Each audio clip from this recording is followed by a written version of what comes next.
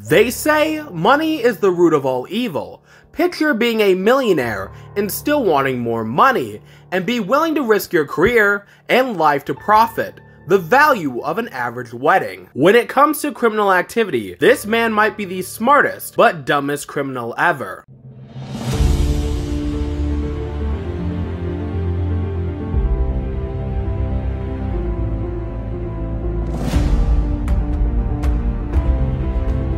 Thomas Langenbach was born sometime in 1966 in Germany. While his childhood is mostly unknown, he would grow up to be a driven individual. Langenbach graduated from Berufsakademie Mannheim University with a degree in computer science and business administration. He later migrated to California, where he married and had 2 children. Langenbach eventually landed a job as vice president of SAP, Labs Integration and Certification Center. With his family and work life going well, it's strange that Langenbach would be willing to risk it all because of boredom, or what he claims. And that's when Langenbach came up with a genius idea. April 2012, Langenbach visited a Target store and decided he was going to put his scheme into play. He opened a plastic bag and slapped on a lower valued UPC on higher valued sets, which luckily for Langenbach, he got away with it, which resulted in him doing it 3 other times. A Target cashier became suspicious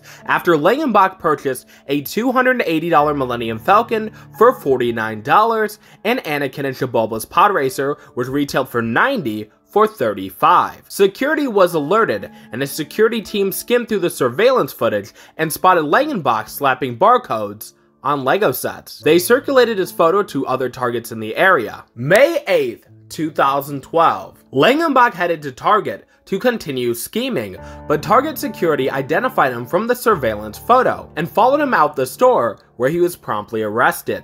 Meanwhile, police were tearing apart his life. They raided his mansion, finding hundreds of unopened Lego sets. Authorities also found 8 Ziploc bags containing dozens of barcode stickers in his car. During the investigation, authorities discovered that Langenbach had been selling some of the stolen Lego sets on his eBay store, Tom's Brickyard, which he had sold over 2,100 items, making over $30,000. The thief had very good feedback, with a rating of 99.9% on his store. During the time of his arrest, he had 193 active listings. After being booked, Langenbach was released on $10,000 bail. The Silicon Valley executive was originally charged with 4 felony counts of burglary and faced 5 years in prison. Worried that he could spend half a decade in prison, Langenbach hired Berkeley graduate and one of the top defense lawyers in California, Thomas Greenberg. August 14th, 2012. Langenbach had a new day in court.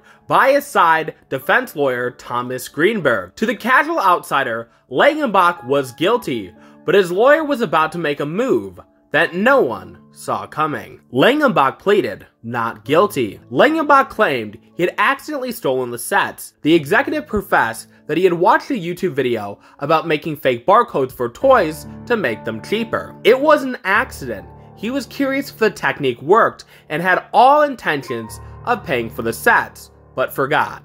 The issue with Langenbach's statement was that Target had proof of him stealing on 4 separate occasions, which he vehemently denied. September 5th, 2012. Langenbach is now being represented by Jeffrey Carr. Due to sufficient evidence proving Langenbach's guilt, he agreed to take a plea deal, which would have him pleading guilty to 1 count of burglary, which would result in Langenbach serving a month in jail, 5 months of house arrest, and 3 years probation. He would also have to pay restitution. Langenbach got lucky. If he would have received 2 felonies, he risked being deported back to Germany. His lawyer told the Daily News he did not want to, under any circumstances, face possible deportation because of the consequences to his family. During sentencing, Langenbach requested approval to be able to take his children to school, extracurricular activities, and work out at the gym during its 5 months while being on electronic monitoring. Judge Vincent J. Chiarello approved of Langenbach taking his children to school and their other activities, but rejected his gym activity request. It was agreed